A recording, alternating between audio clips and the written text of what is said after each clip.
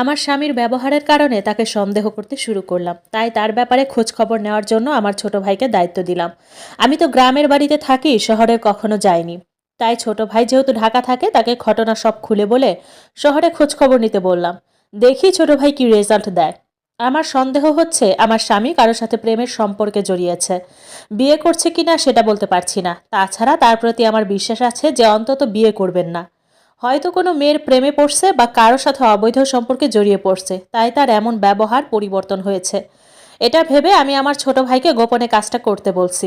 আমি আজ 3 সপ্তাহ ধরে আমার স্বামীর সাথে কথা বলি না। সে অনেকবার ফোন দিয়েছে, কিন্তু আমার সাথে কথা বলার আগ্রহ নেই মনে হচ্ছে। তাই আমি কথা বলছি না। যে মানুষ আমার এত অসুস্থতার কথা শুনে আমাকে এখন পর্যন্ত দেখতে আসেনি, তার সাথে কথা বলার আগ্রহ আমি হারিয়ে ফেলেছি। তাই কথা বলা হয়নি। অন্যদিকে আমার ভাইকে দায়িত্ব দেওয়ার 2 দিন পর আমার স্বামী হঠাৎ বাড়িতে আসছে। আমি তো দেখে অবাক। বাড়ি এসে তার মায়ের সাথে দেখা করে সরাসরি আমার কাছে চলে এসেছে। আমার কাছে ক্ষমা চাচ্ছে, কিন্তু আমি ক্ষমা করিনি। আমি তাকে দেখে মনে মনে শান্তি পাচ্ছিলাম, কিন্তু রাগ আরো বেড়েছে, কমেনি। রাতে ঘুমানোর জন্য প্রস্তুতি নিচ্ছি। আমার মেয়েকে তার দাদুর সাথে ঘুমাতে নিয়ে গেছে। শাশুড়ি মা বুঝতে পারছে এতদিন পরে বাড়ি আসছে, আমার আর আমার স্বামীর মধ্যে রাগ অভিমান চলছে। আমি রাতে বাম কাঁধ হয়ে উল্টো দিকে মাথা দিয়ে শুয়ে আছি এবং মনে মনে ভাবছি, আর কতক্ষণ রাগ করে থাকবো। এবার কিছু বললে আর রাগ দেখাবো না। এটা ভাবতে ভাবতে দেখলাম হঠাৎ করে আমার পেছন থেকে তার হাত আমার পেটের উপর রেখে ক্যাতুকুতু দিচ্ছে। আমার আবার অনেক ক্যাতুকুতু। আর থাকতে পারলাম না। আমার মনে অভিমানের অনেক কথা জমা ছিল, সেগুলো তাকে বলতে শুরু করলাম।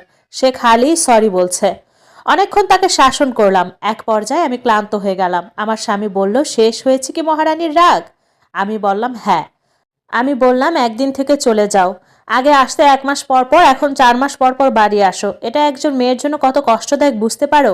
মেয়ে হয়ে জন্মালে বুঝতে পারতে। শোনো, কথা দাও আমাকে আগের মতন ভালোবাসবে, আগের মতন 1 মাস পর পর আসবে, আগের মতন ঘন ঘন ফোন দিবে। ও বলল, মহারানী আমার, ঠিক আছে, এমনটাই করব। অনেকদিন পর স্বামীকে কাছে পেয়ে শান্তির ঘুম দিলাম। স্বামীকে জড়িয়ে ধরে শুয়েছিলাম।